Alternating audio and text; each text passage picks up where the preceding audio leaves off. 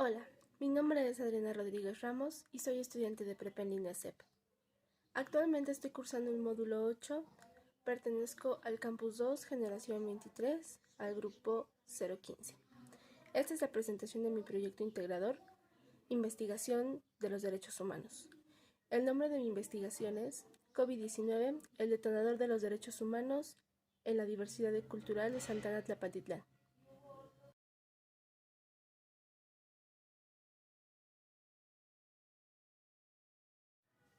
Cada persona es un ser social.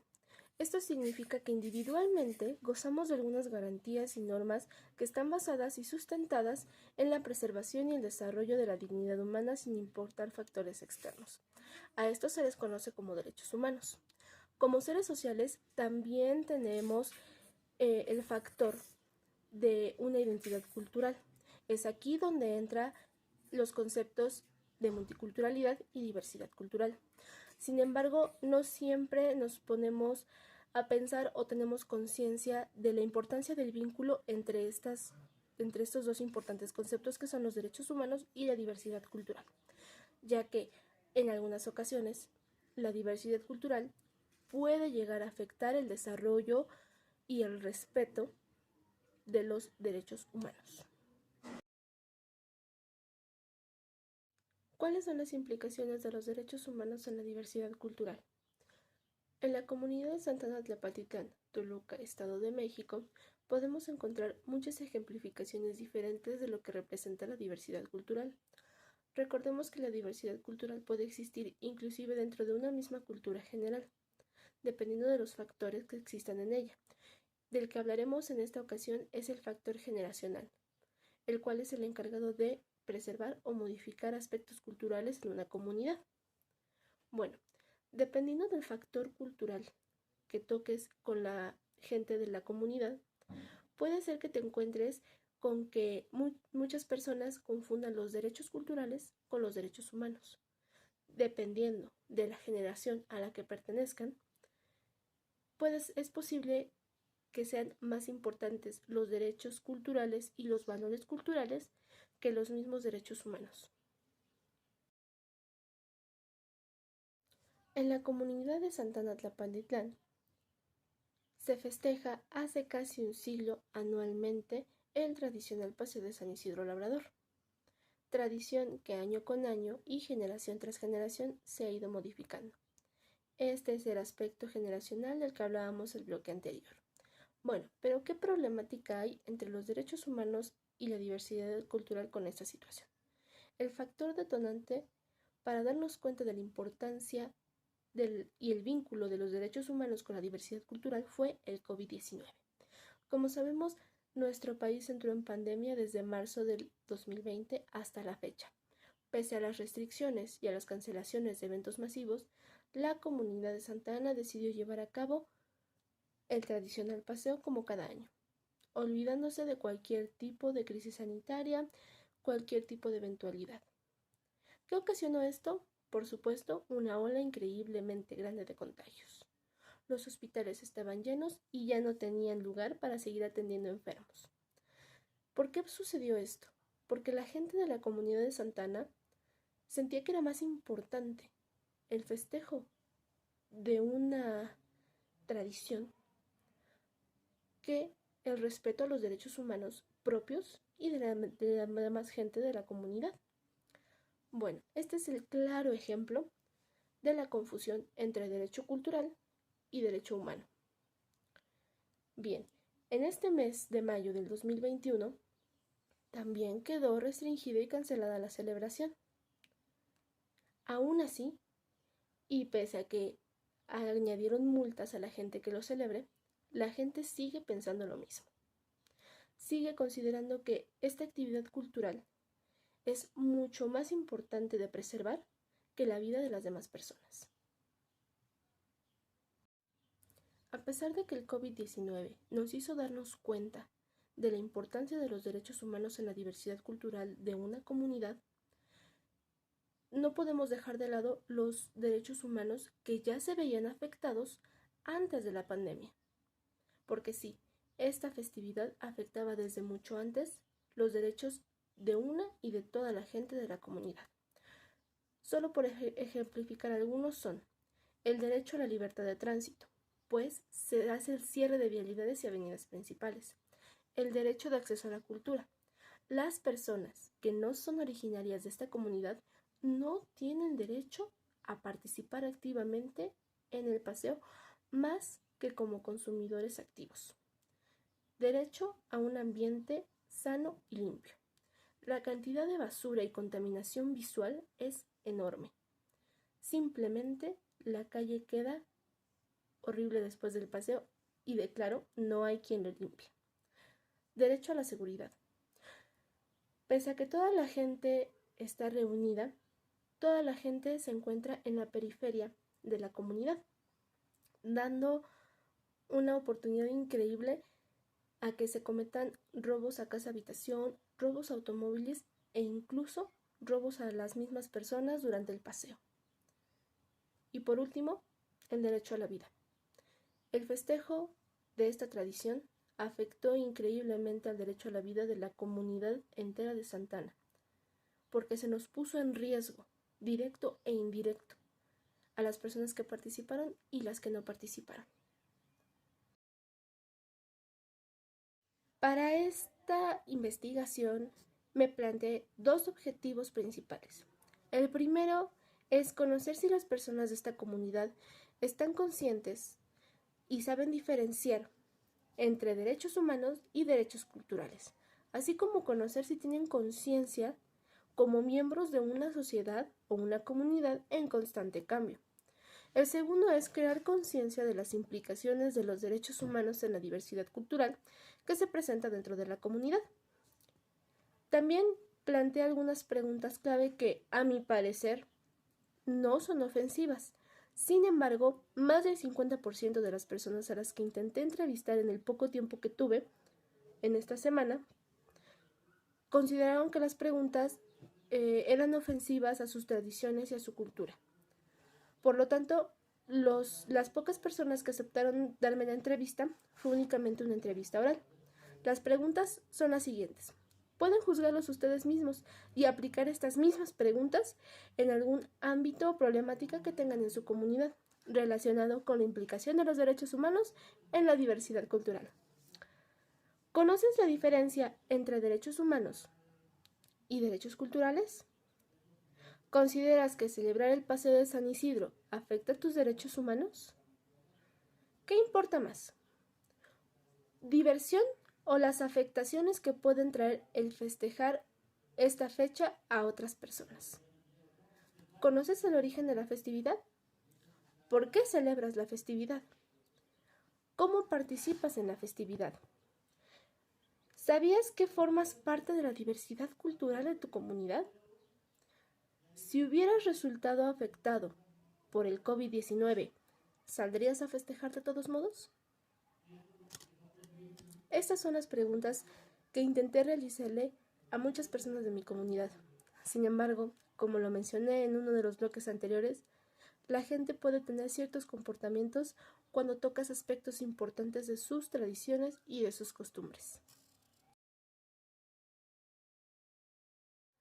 Ahora bien, ¿por qué investigar esta situación desde el punto de vista de la implicación de los derechos humanos en la diversidad cultural?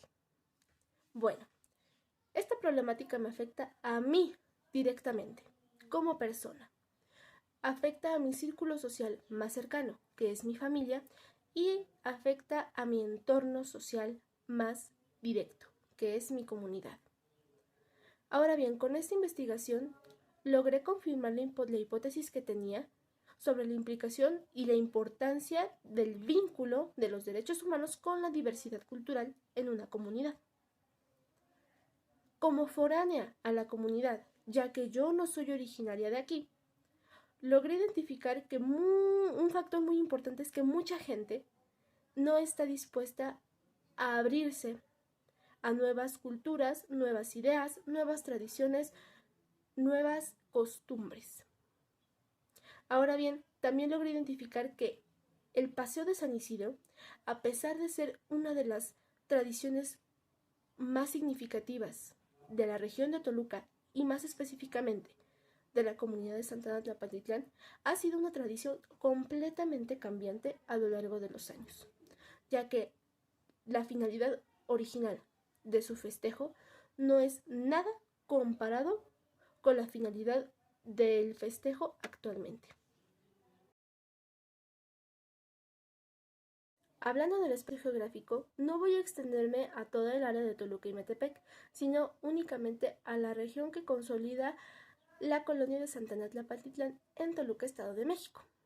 Ahora bien, tomaré desde la avenida Díaz Mirón hasta la avenida Ignacio Comonfort, desde Paseo Toyocan hasta avenida Las Torres. De igual manera, voy a tomar Paseo Toyocan desde Díaz Mirón y Comonfort y Las Torres desde Díaz Mirón y Comonfort. Aunque yo sé que el Paseo de San Isidro únicamente es dentro de esa área, toda la comunidad desde esas vialidades se ve afectada. ¿Por qué? Porque esas son las vialidades principales que se cierran para su festejo, quedando los medios de comunicación y de movilidad completamente restringidos. Las 2 o 3 rutas de camión que pasan, de transporte público que pasan en esta zona, quedan deshabilitadas por lo menos 2 días, que es un día previo, el día del festejo y un día después. El día después no lo cuento porque ya hay movimiento, ya se empezaron a abrir las vialidades, sin embargo, no es todos los años. Ahora bien, esto también tiene muchísimo que ver con la afectación de los derechos humanos, ya que prácticamente nos encierran. ¿Qué va a pasar si nosotros tenemos alguna emergencia, como por ejemplo en esta crisis sanitaria que es el COVID-19? Bueno, te quedaste incomunicado. Si tú, residente de la comunidad, necesitas ingresar a tu domicilio, lo siento mucho, tendrás que esperar hasta las 8 o 9 de la noche hasta que terminen de pasar los carros alegóricos y la gente del paseo para ver si te dan permiso de entrar a la calle en la que vives. Bueno, generalmente el aspecto geográfico es importante a la hora de delimitar, pero en este aspecto o en esta situación en concreto, el espacio geográfico también es un claro ejemplo de la importancia que le da la comunidad de Santana Tepatitlán a los derechos culturales y no a los derechos humanos. Hablando de la población, basé mi investigación en los 3 sectores principales que conforman la comunidad que participa en el Paseo de San Isidro Labrador, que son personas de 15 a 25 años, personas de 30 a 45 y por último, personas mayores de 50 años. ¿Por qué limité mi investigación a solo estos 3 sectores de la población de la comunidad? Bien, estos 3 sectores son los que más tienen influencia y participación activa en el Paseo de San Isidro. Me di cuenta que dependiendo de la edad, que vuelvo al factor generacional, dependiendo de la edad de las personas que participan, es el rol que cumplen en la tradición de esta comunidad.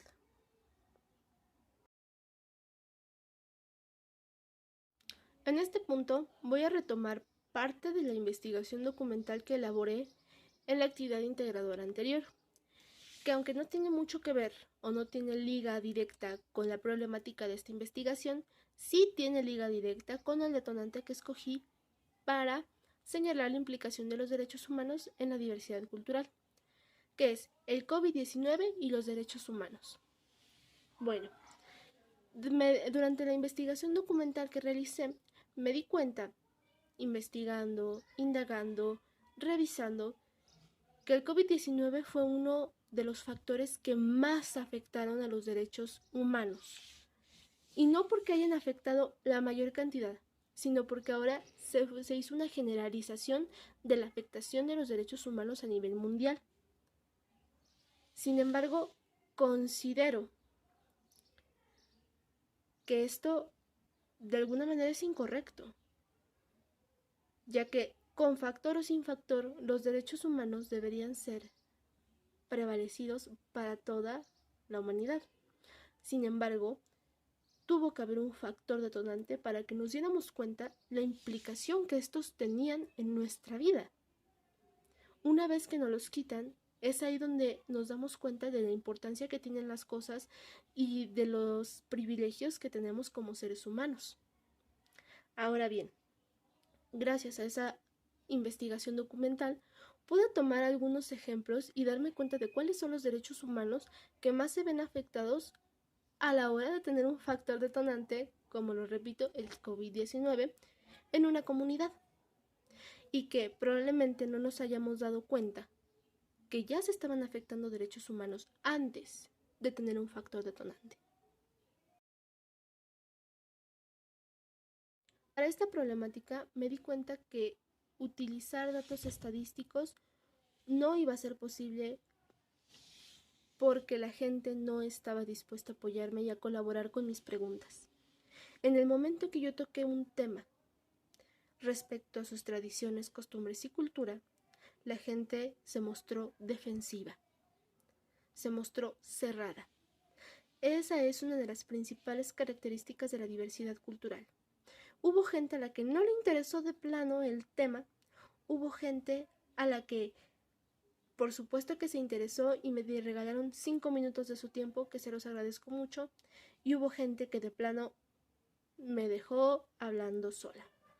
Inclusive me topé con gente que me grabó para subirme a internet y decir que yo estaba afectando sus derechos humanos al hostigarla y preguntarle cosas y aspectos sobre su cultura, y ellos no tenían obligación de responderme. Me sorprendió mucho este comportamiento, ya que me di cuenta que la gente no conoce diferencia. Y las pocas personas que tienen diferencia no lo expresan diciendo yo voy 2 de cada 3 años, no, lo expresan con su sentir. La metodología cualitativa me permitió indagar más en el proceso, más en la festividad, más y, por supuesto, participar de manera empática con las personas que me apoyaron y darme cuenta de cuáles son las afectaciones que ellos tienen en sus derechos humanos con la festividad mencionada.